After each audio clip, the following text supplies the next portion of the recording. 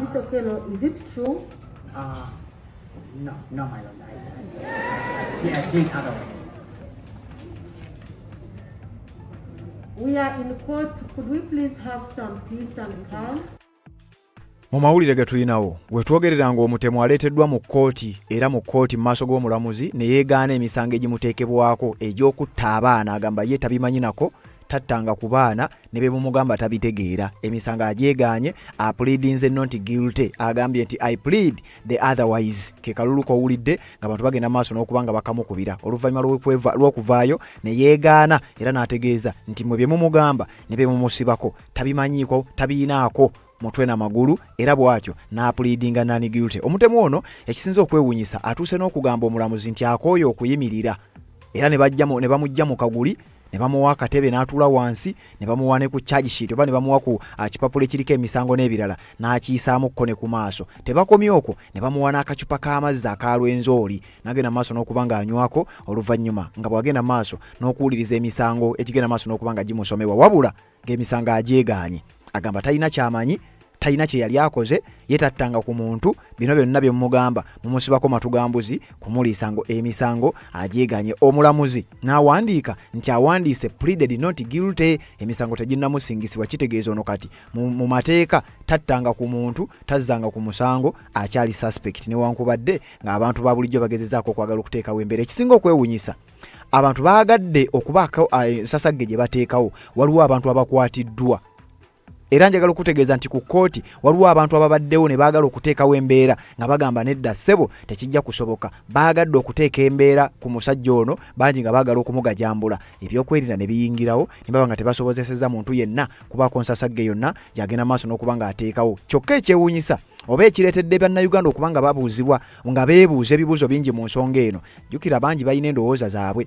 Engeri omusango gye gwagenda mu public domain y'ensonga lwaki omusango baguleese baguwoleze tugamba guwulirizibwe ng'abantu balaba era obadde oyina kaadi gye wafunye asobola okuba ng'oyingira mu kifo ekyo ewabadde okuwozesa omusajja ono. Bannayuganda bangi balina ebibuuzo byabwe ku nsonga eno bagamba naye guno omusango nga gudduka sipiidi ya kika kya waggulu ngenda kuwa ebigambo era ebibuuzo bingi nnyo byebuuzibwa nti abamu batuuse n'okubuuza omutemu nga security temala bw'abanga ddala mutemu tebamulinako tebaagala kumanya n'ebigambo ebirala ebifaanana bwe bityo byonna ngenda kubeera nga mbikuwa. Gavumenti erina engeri gyetufuulamu abawumbatuutu. Omusango gwakano akasajja akatta abaana analaba vidiyo eno nga live ekyali kanti kati essaawa eno tuli mu kooti ya simanyi public court. Bulijjo batuleetera abasibe abataliiko na bujulizi ng'ensonga zaabwe zibakwasiza bakyajulira bajulire nga babasibye empingu ku mikono ne ku bigere. Kakati ebibuuzo bingi nnyo ngenda kubeera nga mbikutuusako. Waliwo abamu ate abagamba nti ensonga eno erabika erina byeri mu kudayivaatinga. Bwe nnoonyezaako ntegeere biki byeyinza okuba nga eri mu kudayivaatinga ngenza okukizuula nga mukadde kennyini kkooti lwebeereddeyo simanyi oba eri mu kubidayivaatinga oba buli kimu kiri byakyo naye bino mbikuleetedde olw'ensonga nti ebibuuzo bibadde bingi nnyo nga bannayuganda beebuuza eno sipiidi ng'esusse kiki kye badayivaatinga ne ngamba waayo kambeeko bye nnoonya mbikuleetere tulabe ogende mu comment section ombuulire bali mu kudayivaatinga kuva ku bino oba nga si byebyo. Mu bitundu by'e Luweero waliyo okusenda ekikwekweto ekyakolebwa mu bitundu by'emukono mukijjukira abantu bagenda maaso n'okuba nga obuyumba babusenda bukiyosiki n'obulala obufaanana bwe butyo. Kakati njagala okutegeeza Luweero Town Council ng'ewerekeddwako Uganda Police Force n'ebitongole ebyenjawulo omuli mu Uganda People's Defence Forces bagenze ne balonkinga kye bayita Major Enforcement Operations olunaku olwaleero ng'ennaku z'omwezi 13 omwezi gwa 4 omwaka 2026 bali mu kugenda maaso n'okuba nga bajja kye bayise roadside kiosks obuyumba obwo buli ku makubo nga kikwekweto kyennyini kye walaba mu bitundu by'emukono wenjogerera nga mu bitundu by'e Luweero kiri mu kugenda maaso n'okubanga kifumba mutuku. Abantu bali mu kubanga bali mu kuyaayaana obuyumba bwabwe mu babadde bakolera buli mu kubanga bugenda maaso n'okubanga busendebwa abantu bali mu maziga mu kaseera ke kamu nga n'omutemu ono bwatyo aleeteddwa mu kkooti agenda maaso n'okubanga omusango gwe guwulirizibwa. Kakati ebibuuzo bingi nnyo ebitambulira ku nsonga eno byenzize mbeere ng'ate nkuwa ebimu ku ebyo oba olyawo osobola okugenda maaso kubanga ensonga ogitegeera bulungi nnyo nga situnaba kubanga tugenda mu kintu ekirala kyonna tusooka ne tujjawo akalango kano ne tusobola okutolontoka nga tewali nsonga yonna etukuba ku mukono katujje. ensonga z'obufumbo olina omwami naye ng'akutawanya, olina omukyala ng'akutawanya, bajja ne bakwagalako ne bagenda. Gwe alina ebizibu mu byenfuna nga ssente zikuyita mu ngalo, w'oteeka ssente zifa bufi, b'owola tebazza. Gwe aloota ng'ogwa mu nnyanja, gwe alumizibwa omutwe nga guganja okuwona, naawe aloota ng'ebintu bikozesa ensonga z'obufumbo. Nina ekifo ku mugga awali amayinja wennyambulirako ebisiraani, ekikwa, ekifiiriza, omudibo, obutaganja, obutaweebwa. Nzijanjaba abantu ab'enzikiriza zonna, nsiŋŋaanibwa njeru ku lw'ejjinja. Gwanjagala kuba ku nnamba yange eyo, naawe ali ewala ennyo yita ku WhatsApp. Yes, webale kubanga okyaliko, webale kubanga okyagoberera. Bino njagala tubitegeere era njagala gakuwa. Wenkoledde akatambi kano nga bino byombi biri mu kuhappeninga mu budde bwe bumu. Mu disitulikiti y'e Luweero waliwo abali mu kusendebwa era nga bali mu maziga. Wabula mu budde bwe bumu nga tuli mu kkooti ate eri ku live, emikutu gy'amawulire egy'enjawulo giri mu kustreaminga live okulaga kiki ekigenda maaso mu kkooti, ng'omutemu ono amanyiddwa nga Christopher Okero Onyum agenda maaso n'okuba nga aleetebwa mu maaso g'omulamuzi. Era ekibaddewo ekisinza okushokinga ensi ye Christopher Okero Onyum okuvayo ne yeegaana emisango nti ye talina kyagimanyiiko. Mr. Okelo, is it true? No, my lord. I think otherwise. We are in court. Could we please have some peace and calm? Bamubuuzizza nti kituufu emisango gino wazizza. Oluvannyuma lw'okugimusomera n'ategeeza nti no, my lord, no, I plead the otherwise. N'ategeeza nti nze gy'emisango sigimanyi nako. Ekisinza okwewuunyisa ayina ne balooya. Era ngenda kulaga katambi kano ekisinza okwewuunyisa ayina balooya abali mugenda mu maaso n'okuba nga bamuwolereza omusango guno. Simanyi oba bano balooya baagala agusinge oba balooya kiri mu mateeka nti balina kubeerawo just for formality. Awe bisigadde nze naawe. Naye ng'ekisinza okushokinga ayeegaanye emisango. Ate asoose kufuna kuwabulwa okw'abalooya be. Bannayuganda ne beebuuza bano balooya tebagenda kufuna obukyayi okuva mu bantu. My lord, appearing for the accused person is Mr. Richard Kumbuga and Miss Sarah Awero.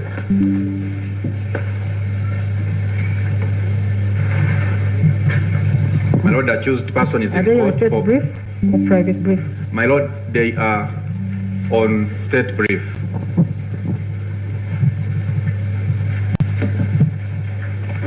The accused person is in court for plea taking.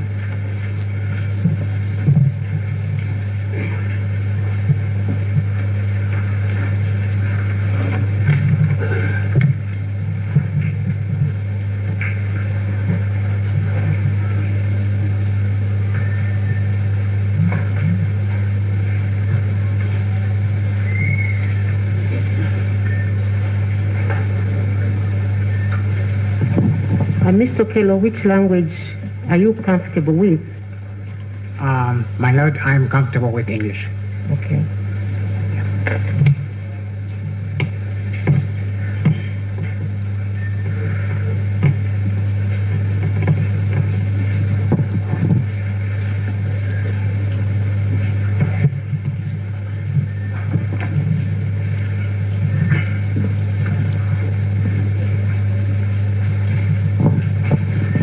So, Mr. Okelo, I am supposed to read to you the charges that have been brought before against you, but I want to first tell you that you are entitled to legal representation. Wano omulamuzi amugambye asoose n'amubuuza lulimi ki lw'oli comfortable okukoleramu bino, era omukulu n'amutegeeza nti lulimi luzungu lwenja okubeera comfortable nalwo nga tugenda maaso n'okuba nga tuwuliziganya. Omulamuzi n'amugamba okusinziira wano engeri gye kiri nti oli mu kkooti oli supposed oba oli entitled okubeera legally represented oba okubeera ne kye bayita legal representation. Bamutegeeza oteekeddwa okubeera ne lawyer uliriza. As a right that is provided by the Constitution, and 2 lawyers have been assigned to represent you. I want you to confirm to this court whether you have met them or they have met you. Yes, I will confirm to the court that I have met and I'm appointed with the. Omulamuzi amugambye nti oli entitled as your right okubeera ne ba legal representatives abagenda okurepresenting oba okuwolereza mu kkooti. N'amubuuza nti njagala okakase era okonfaminga ekkooti nti waliwo oba tukimanyi bulungi nti waliwo ba representatives babiri bannamateeka abakuweereddwa okubeera nga bakurepresentinga, naye twagala okakase ekkooti ne bannayuganda abakulaba nti omaze okwogerako nabo abagenda okurepresentinga obasisinkanye muwayizaamu, era omukulu ono nakkiriza nti kituufu nkonfaminga nti mmaze okubasisinkana era twogeddemukko. Could you please speak a little louder? Yes, my lord. I will confirm that I am acquainted with my lawyers, my legal representation. Okay. I also need to tell you that under the Constitution, you are presumed innocent until you either plead guilty yourself or the prosecution proves you guilty. So I want you to know that you have that right. Omulamuzi amugamba nti njagala okitegeere bano nno abantu nga bazze kulaba era n'okuwuliriza ebigenda mu maaso. Omulamuzi amugambye nti oyina eddembe okukkiriza omusango oba okugugaana, wabula ate ne kkooti oba process ene esobola okukulumiriza oba okusingisa omusango newankubadde gwe ogwegaanye, naye ate nga ddembe lyo okukkiriza omusango oba waguzza, okugugaana bw'oba tewaguzza. Bw'oba omanyi gwe tewaguzza osobola okugwegaana. Kakati simanyi wano babadde bali mu kumubuulira kyakkola oba mateeka bwe kirina okuba, naye nga bye bigambo ebiri mugenda maaso n'okuba nga byogerebwa. Yes, my lord. I know now that I have that right, yes. Okay. So, having told you of those rights, I will also advise you that after you have, I have read the charges to you, if you feel like you want to sit down, we can provide a chair for you and you proceed while seated. Omulamuzi yamugambye nti njagala okutegeeza nti kati wano newankubadde ng'oli mu kaguli, bw'oba owulira ng'oyagala katebe ng'okooye okuyimirira, katebe weekali tusobola okukakuwa n'oba ng'ogenda maaso n'okuba nga weetuulirako ebali mu kumuwembejja. Wenkoledde akatambi kano nga bali mu ku interview ensonga ziri mu kugenda mu maaso, kyokka nga ate ne mu disitulikiti y'e Luweero waliwo abali mu maziga bali mu kubasenda. Mukadde kano wenkoledde akatambi, simanyi gwe kakutuuseeko ddi, naye wenkakoledde ng'e Luweero abantu bali mu maziga bali mu kubasenda. Eno mu kkooti omuzzi w'emisa oba omutemu abali mu kumuyisa mu mbeera nga bw'ogiwulira. Ekyewuunyisa emisango agyegaanye. Wulira. Okay? Yes, okay. And in the event that you want to say anything, you can speak through your lawyers, or you can raise your hand and speak directly to the court. Yes, okay, my lord. Okay. So I now want you to listen very carefully the charges that have been brought against you. Kakati bamaze omubriefinga byonna, bamaze omugamba byonna ebyokkola. Kakati mukadde kano wano babadde bamugamba nti kati wuliriza emisango egigenda okuteekebwako, batandika olwo okugenda maaso n'okugimusomera. Oluvannyuma lw'okugimusomera agikkirize oba agigaane. Wulira. You are charged in four counts, and the first count is a charge of murder. Ovunaanibwa emisango ena, era omusango ogusooka musango gwa mada ogw'obutemu. It is contrary to section 171 and 172 of the Penal Code Act, Cap 128. The particulars of this offense are that you, Christopher Okello Onyo, are those your names? Yes, my lord, those are my names. Okay. That on the 2nd day of April 2026 at Gaba Early Childhood Development Center, Gaba Trading Zone, Gaba Parish, Makinge Division, Kampala District, with malice aforethought, you unlawfully caused the death of Eteku Gideon. What this offense means is that you with intention, you unlawfully caused the death of this person called Eteku Gideon. So have you heard that charge? Yes, my lord, I have heard the charge. You've heard the charge. Kakati bamusomedde jukira abaana baali bana beyatta kakati bamugambye tukusomera emisango giri ene gikuvunaanibwa ne bamusomera omwana gwe yasooka okutta ne bamubuuza amannya go wano yeggwe nti yenze ne bamubuuza ogwo omusango waguwuliddeko oba wali oguwuliddeko wantu wonna oba ogumanyiiko nti gye guli mu kkooti tebannamubuuza oba waguzza bamubuuza ogumanyiiko nti omusango we guli mu kkooti waguwulirako oba ogumanyiiko nti yes my lord omusango ngumanyiiko kakati bamusomera emirala then oluvanyuma bamubuuze emisango ogikkiriza nawunzika nga agamba nze sibimanyi nako wuliriza.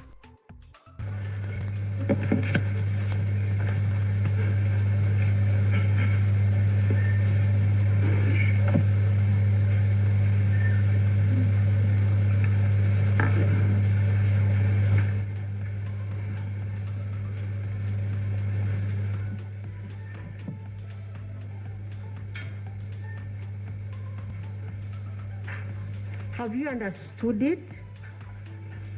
Yes, my lord. You've understood it? Yes, I did. I understood it.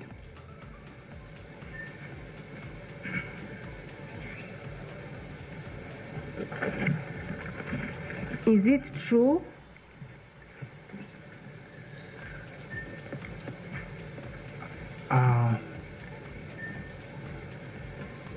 Do you mean, my lord, to ask me for the plea? Sorry? The plea? You want to speak to your lawyers? Yes, Please. just 1 minute, please. Kakati wano we bamubuuliza emisango egyo ogimanyi nti ye emisango ogikkiriza nti gye giri wagikola ndowooza wano n'asaba asooka ayogere ne balooya be baamuwadde ndowooza basooke bamubuulire ekyokkola oba bamubuulire kiki ky'alina okuddamu obufunze bamubuulire kiki ky'aba agenda okugamba kkooti era wano mu kaseera kano balooya be n'ayogera nabo olwamaze okwogera ne balooya be ogenda kuwulira kye yagambye omulamuzi wulira.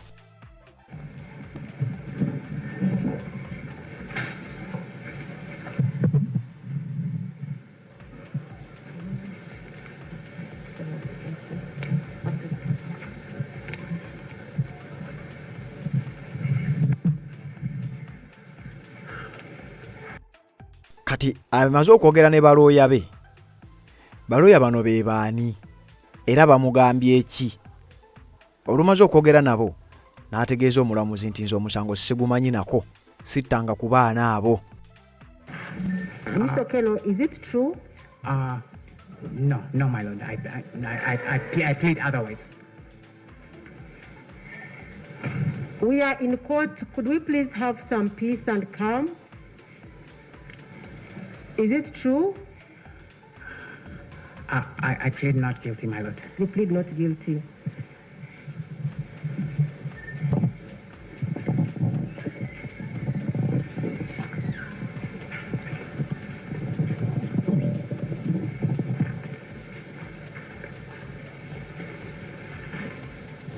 Okay, I have entered a plea of not guilty on...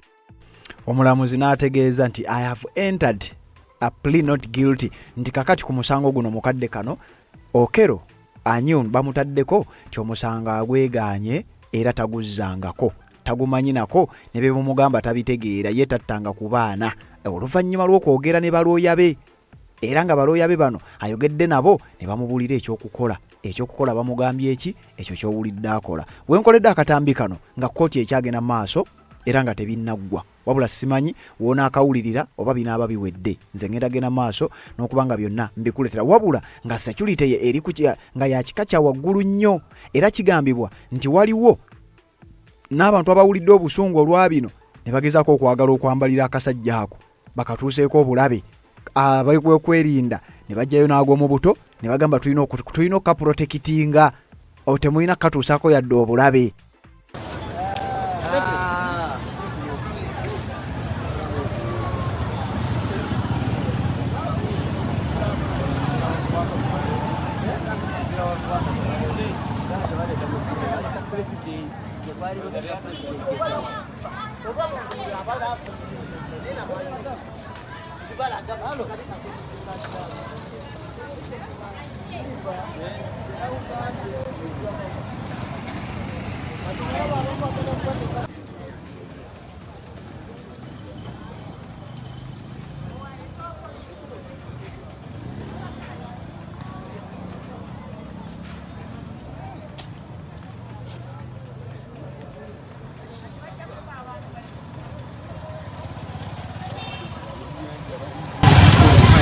Yes, kakati embeera bwetyo bwebadde era bwetyo bwegenda maaso n'okubanga ebeera ab'ebyokwerinda ebyokwerinda byo biri ggulugulu. Abasajja bagamba tetujja kukkiriza kasajja mukatte, tetujja kukkiriza kasajja mukatuuseeko obulabe. Ebibuuzo bikyali bingi nnyo. Bannayuganda beebuuza omusango guno engeri gye guli mu kukwatibwamu guleese ebibuuzo mu mitwe egy'Abannayuganda, era njagala okutegeeza nti byonna nga bwe nakugambye tugenda genda maaso n'okubanga tubikutuusako. Mukadde ke kamu eruweero bali mu kusenda abantu ku makubo, bali mu kusenda bu kiosks, bali mu kukola bikwekwete ebyenjawulo ng'ebikwekweto byewalabe emukono biri Luweero wenjogerera wenkoledde akatambi kano, era ensonga lwaki bino mbigasse mbikuwe bunundi gumu byombi obeere ng'obitegeera nga sinnaba kutwala Luweero. Njagala kino tusooke tukijjewo. Bannayuganda bangi balina ebibuuzo ku ngeri omusajja ono gy'aleeteddwa mu kkooti, ate nga nze ndi wano okubeera nga byonna mbikutuusaako, then oluvannyuma tubeere nga ate tukulukuta n'ensonga endala. Kakati wuliriza bino.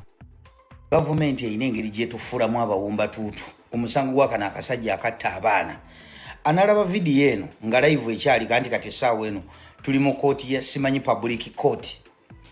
Bulijjo batuleetera abasibe abataliiko na bujulizi ng'ensonga zaabwe zibakwasiza bakyajulira bajulire nga babasibye empingu ku mikono ne ku bigere. Naye omukulu bamuleese mu Public Court, ebigere biruluuzi, emikono si misibe bamutuuzizaawo mu Public Court. How sure are you nti omuntu yasobola okutta abaana bana abali innocent abataweza na myaka 10 nti tali harmful eri abantu ng'omutuuziza mutuuzaawo? Omukulu nze lino eddembe ly'obuntu eri exercisingiddwa kuno omutemu sirirabanga n'akazzi ne bamuwa n'anywa. Security yokka emuliko n'amaaso tebamuliiko. Abamu batunudde eri protection engeri gye bayo offalingamu ku muntu nga bamutadde ng'oyo security batemuggyako maaso. Naye aba security abalala batunudde eri mashariki, abalala batunudde magalibi, omutemu tebamuliiko kyokka ebigere si bisibe, emikono tali ku mpingo, omukulu atudde ali mu kunywa kazzi. There are some things you don't want to believe, but embeera ng'ekusindikiriza nti you have to believe them. Bw'oba vidiyo eno girabye live eyo ekyaliko, genda olabe Public Court. Musinikira kwani ebinnyo mmwe bassebo? Mumanyirani nga bulijjo mutuleetera abantu nga tebali ku misango najja mada nga mubasibye ebigere, mubasibye emikono. Naye omuntu ali ku musango gwa mada nga yatta abaana amabujje, ongakasa otya nti awo tasobola kubuukaawo n'agajambula omuntu? Muli baka. Kakati ebyo si bigambo bya mukutu guno yadde ababiddukanya, wabula bigambo by'abantu sekinnoomu. Jjukira omusango baaguleese mu kye bayita Public Court. Kooti esazeewo etuule nga n'abantu ba bulijjo balaba nga weebali bawuliriza biki ebigenda okulamulwa, omulamuzi biki byagenda okuba nga amusomerera nga bw'obiwulidde era nga bw'ogenda mu maaso n'okuba nga obiwulira. Bikyagenda mu maaso, bakyagenda mu maaso n'okuyitaayita mu mpapula ez'enjawulo, bakyagenda mu maaso n'okuba nga babiyitaayitamu, ensonga zikyatambulira ddala. Era ekinaavaayo tujja kujja tubeere nga tukikutuusaako. Kakati Bannayuganda nga bakyagenda mu maaso n'okwebuuza, oyo akubuuzizza era byakubuuzizza obiwulidde. Kakati ate ye wayiza agamba lwaki n'omusango gw'abamu ku ba political prisoners tebaguleetako mu ngeri y'emu bweti mu public, n'agereza ku Muwanga Kivumbi. Tujogeddwa Ssebo Okello olumaze okwegaana omusango n'asaba n'akacupa ka mineral water ne bakamuwa ne yeetuulira wali. Gavumenti weba terina kyevuga mu musango guno era nga terina bibalo byeri mu kuyisaawo, lwaki owa Muwanga Kivumbi nagwo omusango tebagutwala mu community? Kale we muba temuna kye muvugira mu musango gwono omusajja yatta abaana abana ne mubabuzaabuza n'okubawayo miliyoni 10 ne mwabazadde kati miliyoni 10 zizaawo omwana wo. We baba tebalina kye bavuga, ffe bannansi tusaba n'omusango gwa Muwanga Kivumbi bagutwale ku ground. Omusango gwa Muwanga Kivumbi twagala nagwo bagutwale ku ground. Mubabeera nga ddala bakakasa baagala kuleeta ezo Public Court. Lwaki omusango gwa kana kavuka bagwadde nnyo amawulire? So kali wali kalinga ka executive olumaze n'okwegaana omusana katulayo ne bakawana akacupa k'amazzi bannansi tulaba Katemba gwe muzannya oyo criminal temutubuzaabuza. Si bigambo bya mukutu guno yadde abaguddukanya wabula bigambo by'abantu ssekinnoomu ku bigambo by'omukulu amanyiddwa nga Christopher Okero Onyum eyatta abaana abana eggaba era gye bamuleese gyali mugenda maaso n'okuba ng'awera ennemba emisango agyegaanye kyekisinza okuleeta ebibuuzo ebingi kyekisinza okuleeta emberebeze n'okumutuuza wansi ne bamuwa akacupa k'amazzi n'akazindalo ne bakamusembereza nga bamutreatinga ng'omukungu kyongedde okubuuza kyongedde okuleeta ebibuuzo ebingi mu bannayuganda nga beebuuza ate nga ffe kitukakatako okuleetera sayiri zonna kuba nze nakugamba ffe tukolera bantu mukadde ke kamu ng'abantu b'eruweero bali mu kumenya buduuka bwabwe ku makubo amawulire gano nsazeewo nga gatte olw'ensonga nti obudde bwe tutalina saagala olowooze kintu kirala kyonna.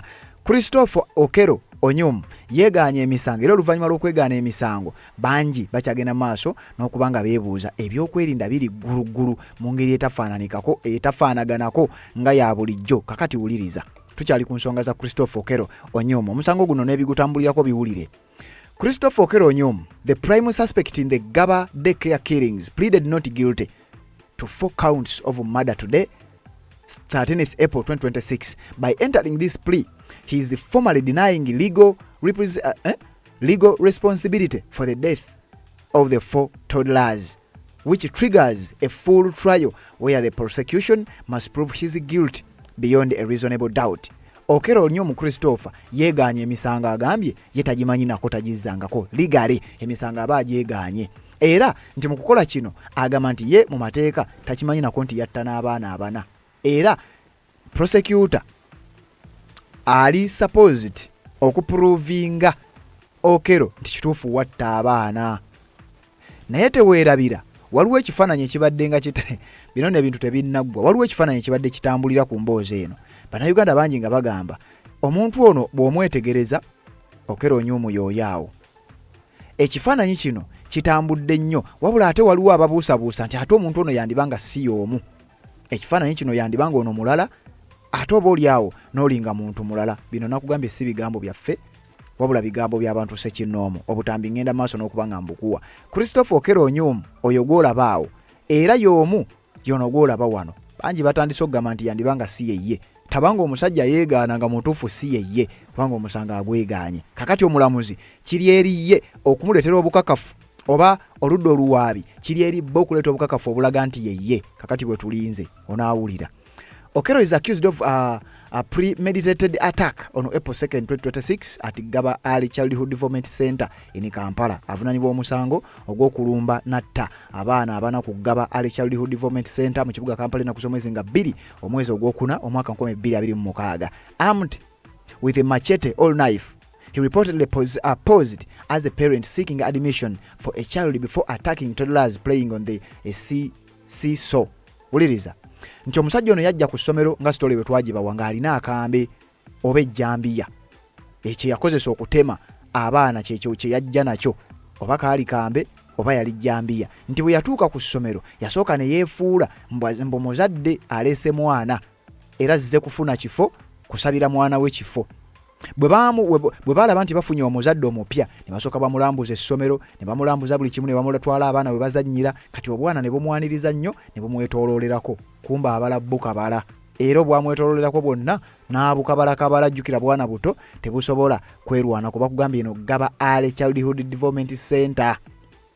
4 children aged between 2 and 3 years were killed. Eteko Gideon, Akaise Elungut, Ginasius Serwanje, Ryan Odeke be abaana be yatta. Ono yakwatibwa bw'atyo n'atwalibwa emabega w'emitayimbwa. The case will now move to a hearing phase where the prosecution intends to present forensic evidence, DNA analysis, CCTV footage and mobile money records. Huliriza bino n'ebintu bikyali biwanvu birimu ne records za mobile money. Oluvannyuma lw'Okero Onyum okwegaana omusango guno ekiddako kye kino nti prosecutor mu phase eddako ye hearing phase prosecutor ayina okuleeta kye bayita forensic evidence omuli DNA eziraga nti yeye, CCTV footage obutambi obulaga nti yeye, mobile money records n'ebintu ebifaanana bwe bityo bye biyinza okutaasa mukadde kano okulumiriza nti omusajja oyo y'oyo eyazza omusango. While relative previously suggested he had mental health issues, a police medical report presented earlier stated that he was of sound mind and calm, cooperative and a normal mental state. Nti newankubadde ab'eŋŋanda za Christopher Onyum baavayo ne bategeeza era ne baagala okuteekawo embeera nti omusajja ono bambi alabika tali yekka. Wabula medical report eyakolebwa ekitongole kya poliisi yavaayo n'egamba nedda bassebo, omusajja ono ali sound mind, musajja ategeera bulungi nnyo, ali calm, ali cooperative, normal mental state, era musajja ali so calculative ne byakola abimanyi bulungi nnyo. Ne byayogera si musiru, byayogera si taliimu kajabangu, byayogera abitegeera era ne kyakola akimanyi. Kati bw'abanga ayeegaanye nga ddala si ye, kooti erina okukola kye bayita forensic evidence okulumiriza omuntu oyo nti ye. Authorities are also looking into claims that Okello may be linked to the suspicious death of other children in 2017 and 2018, including a stepbrother. Wuliriza nti waliwo n'emisango egyayogerwa, waliwo ebigambo ebizze byogerebwa mbu ono olw'okumanya tali yekka, mbu waliwo n'emisango egyaddizibwa emabega mu 2017 ne 2018. Wawulira ab'eŋŋanda ze nga babyogera mbu kati okunoonyereza kuli mu kukolebwa, balabe baddala bimulinkinga ku misango egyo, balabe ddala omusajja ono alimu akajabangu oba ali okke. Kakati ye process egenda mu maaso mukadde kano. Ono yapulidinze not guilty, kitegeeza omusango bamaze okugenda mu maaso n'okubanga official oba legally omusango agwegaanye. Bannayuganda nga bwe nkuwadde ebigambo nga bw'obiwulidde, Bannayuganda bagamba abamu mb'oba bino tekano tekabaaka kodyo ak'okudayivatinga Bannayuganda okuva ku nsonga ezimu, naye nga nsonga ki? Kati ffe bubadde buvunaanyizibwa waffe okunoonya nsonga ki ezigambibwa okuba nti ze bayinza okuba nga badayivatinga abantu kuvaako. Nze simanyi bayinza kuba dayivatinga kuva ku ki, naye bwe mbadde nnoonyereza ku nsonga zino na biki ebigenda mu maaso mu ggwanga erya Uganda, oba oli awo abagamba nti babadayivatinga bayinza okuba nga bategeeza, kwe kubeera nti waliwo ebikwekweto. Kyenzudde nti waliyo ebikwekweto ebigenda mu maaso. Mukadde ke kamu nga kkooti etudde, abantu e Luweero bali mugenda mu maaso n'okuba nga basuula obuyumba bwabwe. The Luweero Town Council, supported by Uganda Police Force and the Uganda People's Defence Forces, launched a major enforcement operation on 13th April 2026 to restore trade order and streamline urban business activities. Town Council y'e Luweero ng'ewerekeddwako ekitongole kya poliisi n'ekitongole eky'amagye bali wakati mu bantu mu disitulikiti y'e Luweero bagenda mu maaso n'okuba nga bakoona mayumba gaabwe, bali mu kukoona buyumba bu kiosks bwe bakoleramu n'ebigambo ebirala byonna nga bwe wabiraba we byali emukono.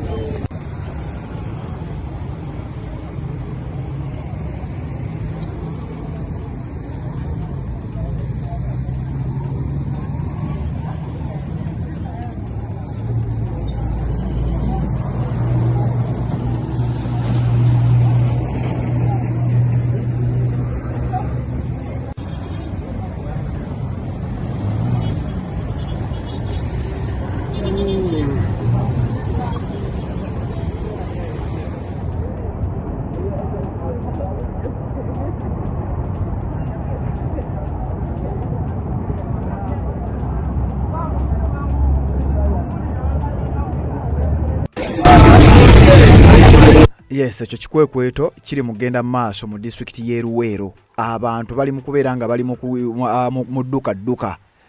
Embeera etandise okuba nga ebatabukako oluvannyuma lw'ekitongole ekya Uganda People's Defence Forces wamu n'ekitongole kya poliisi nga bagenda maaso n'okuba nga bakwasaganya operation eyo gye bayise major enforcement operations ez'okulaba nga bajja ebintu ku nguudo. Kiki kye bali mu kukola?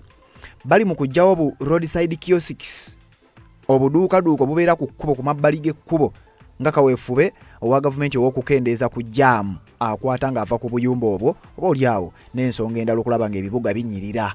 Enforcement teams at times using heavy machinery like graders have cleared temporary structures and the kiosks from the road reserves. Eno tuli Luweero, tebiri mu Kampala, tebiri Mukono, biri Luweero. Kyokka teweerabira mukadde ke kamu n'etteeka likyagenda maaso n'okwogeza bannayuganda obwama. Vendors operating on walkways, building corridors and other non-gazetted places have been ordered to leave.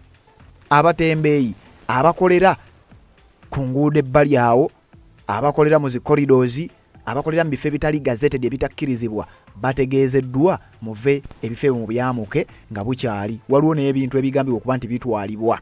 Goods belonging to traders found in unauthorized areas have been impounded as part of the directive. Ebimu ku bitundibwa oba ebyamaguzi eby'abantu ebigambibwa okuba nti bisangiddwa nga bitundibwa mu bumenyi bw'amateeka bitwaliddwa ng'ekitundutundu ku biragiro ebyayisibwa. The operation specifically focuses on clearing streets vending to ensure all commercial activity is confined to designated town council markets. Nti ono kaweefube wakulaba nga abantu bava mu bitundu ebiri non-gazetted okulaba nga bagenda mu butale obwazimbibwa oba ebifo ebiri gazetted okusobola okulaba nga bajjawo omujjuzo ku makubo guli useless oba guli unnecessary, then abantu bagende mu butale obwo obugambibwa okuba nti bwazimbibwa. Kyokka teweerabira gye buvuddeko. Twakuwa amawulire nga waliwo omukungu eyasaba bayambibweko basobole ozimba obutale kubanga mbw abatembeeyi be bagoba ku makubo ate obutale tebubamala. Kakati onaawulira. This local operation follows a nationwide directive issued by the Ministry of Local Government on March 10, 2026, requiring all urban authorities to reclaim public spaces and restore trade order. Nti kino ekikwekwe tekiri mugenda maaso mu bitundu by'e Luweero kifaanaganako ebikwekwe ebibadde bigenda ewalala era nga biddiridde ebiragiro ebyakolebwa minisita avunaanyizibwa ku nsonga za local government ennaku z'omwezi nga 10 mwezi ogwokusatu 2026 ng'ategeeza nti urban authorities zonna zisaanidde okuba nga ziteeka ekintu kino mu nkola okurestowalinga public spaces ne trade order. Bayina okuba nga bakola ekikwekweto kino okujja ebintu ebyo ku makubo okusobola okuba nga bino bitambula. The Luweero Town Clerk Lydia Nabasa noted that the exercise is anchored in the Local Government Act, the Trade Licensing Act and the Physical Planning Act. Town Clerk wa Luweero Town Council amaidwa nga Lydia Nabasa yategeezezza nti bino tubikolera mu mateeka.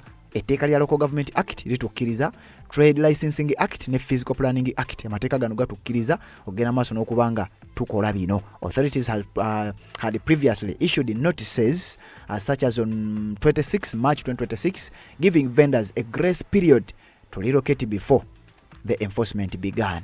Nti ate era abantu bazze nga balabulwa ab'obuyinza bazze nga bayissuinga notice ezirabula n'okutegeeza abantu nti bannange ebifo bino mu byamuke nga bukyali. Era genda kusomeza 26 omwezi ogwokusatu waliwo era ekiwandiiko ekyalabula abantu bano oba oliawo ne batawuliriza oba oliawo ne babulwa ew'okudda.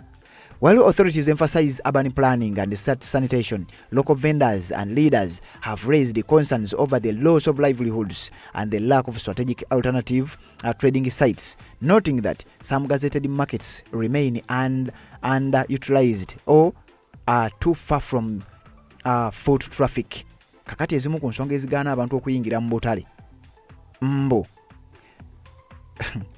kubeera nga obutale buli wala abantu tebasobola kutuukayo n'ebigambo ebirala bifaanana bwe bityo. Kakati bino bireetedde abantu bano okubeera nga batya okuyingira mu butale obwo naddala mu disitulikiti y'e Luweero ne mu bifo ebirala kubanga bino tebiri Luweero wokka. Ebintu bino b'ekikwekweto kino kikoleddwa mu bifo bingi nnyo okwetoloola eggwanga erya Uganda. Kakati bwe tugenzeeko e Luweero ne tubuuza obutale bwo buli luddawo bwazimbibwa.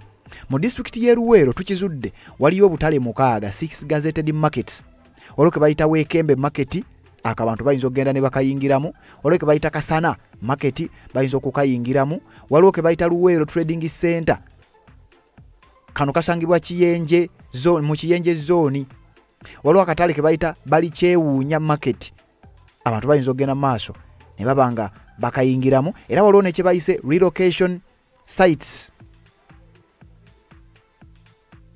Kati abantu ab'enjawulo mu bitundu byeruweero bagambibwa okuba nti bali mu dduka naddala abatembeeyi ab'oku makubo olw'ensonga nti embeera etandise okuba nga ebakaluubirira, abasajja batandise okuba nga basenda obuyumba obwo bagenda maaso n'okuba nga bakoleramu, era amaziga mangi nnyo, ebigambo bikyagenda maaso n'okuba nga byogerwa. Bannayuganda beebuuza kiki ekigenda okuba nga kiddako. Nkugambye bino mbigase lwa nsonga biyidde mu kiseera kye kimu. Eno tuli mu kuwuliriza musango ate no batugamba eruweero bali mu kumenya, ne ŋŋamba nti nina okujja mbeere nga batuusaako. Wenjogerera nga bino byonna bigenda mu maaso, etteeka ly'okuzimba temulyerabira.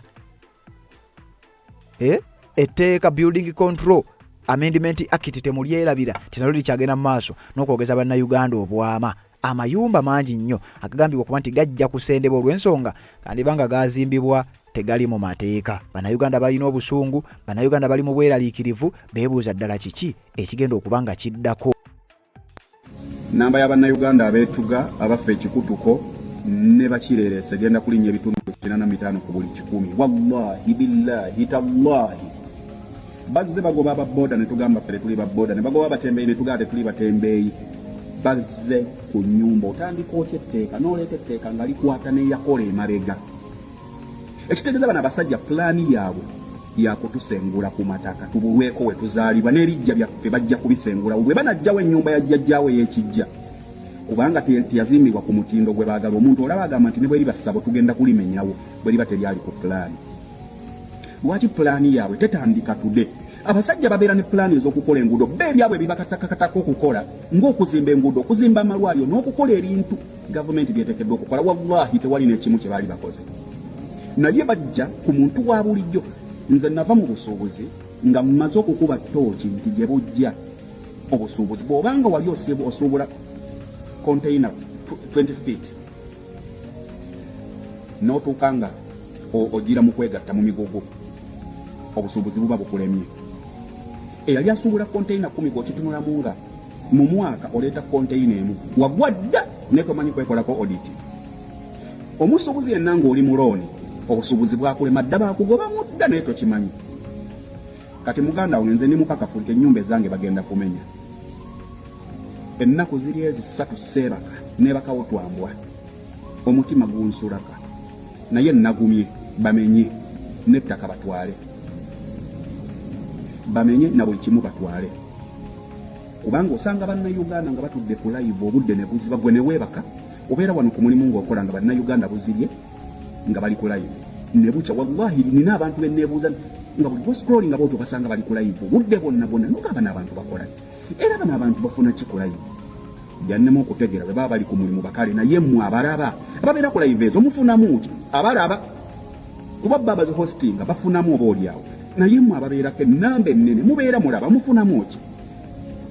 Ba MPs simanyi bana basajja n'abakyalo baba bagenda mu parliament toyina ngeri gy'ogamba nti osobola okulongoosa eggwanga ng'omenya abantu we bakolera nga tobatadde tobafunidde wowe bagenda kutuula walala bakolere. Bwe n'omenya obuyumba bw'abantu omuntu yakateeka miliyoni ze 5 nojja n'ozimenya n'ozoonona, obeera gavumenti kiddala atafa ku muntu wa wansi. Omuntu wa wansi alagewa anaasobola edduuka eryakakadde lyagala omusindikamu.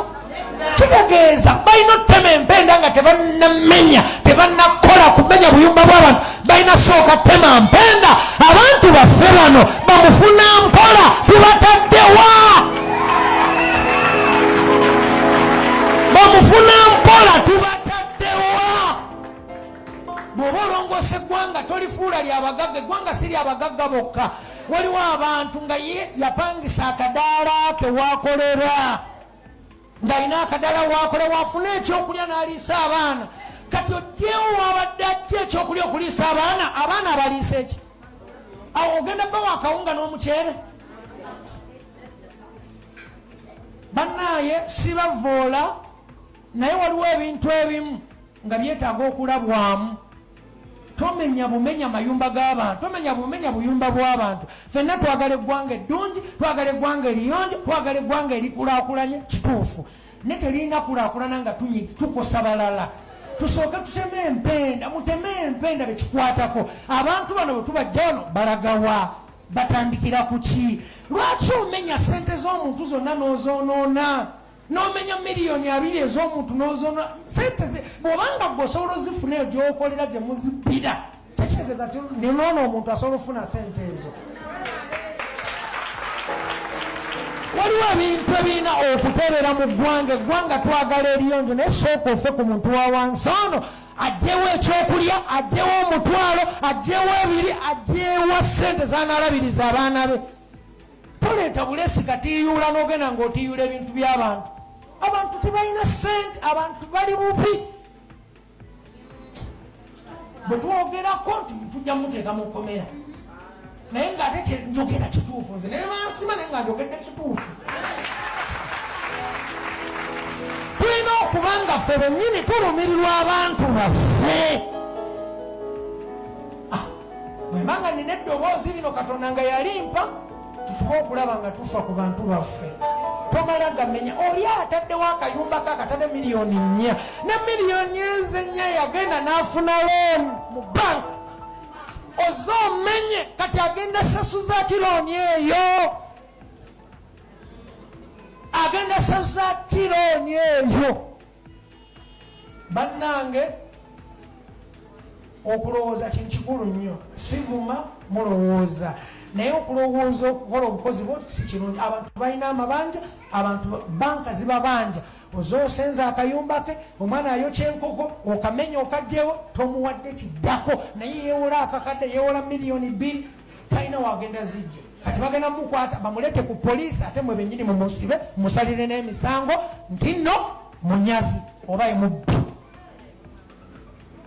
Oyinza okuba nga ogamba otereeza ggwanga kumba oyonoona ki? Oyonoona ggwanga. Kale byonna ebyo byetaaga okubeera nga bikola ki? Bitunulwamu Katonda nga bw'ali omulamu. Katonda agenda kuyamba abantu abo bassebo ne bannyabo abali mu mawofiisi eyo. Katonda agenda kuyamba abantu abo naye abantu agenda bayamba ate ayisamu mu omukisa. Tagenda bayamba nga mumenya buki? Mumenya. Ndowooza ntegerekese bulungi. Abantu balina okufuna we babeera we bakolera. Bali mu ggwanga lyabwe. Tolina muyisanga atali wa ggwanga. Tolina muyisanga muntu atali mu nsi ye. Lwaki oba omuyisanga omuddu? Lwaki oba omuyisanga omuntu tugamba atali mu nsi ye? So n'olwekyo fuba okulaba oba bafube okulaba ekikwatako ekintu ekyo bakitomolemu. Nsabye busabi siragira.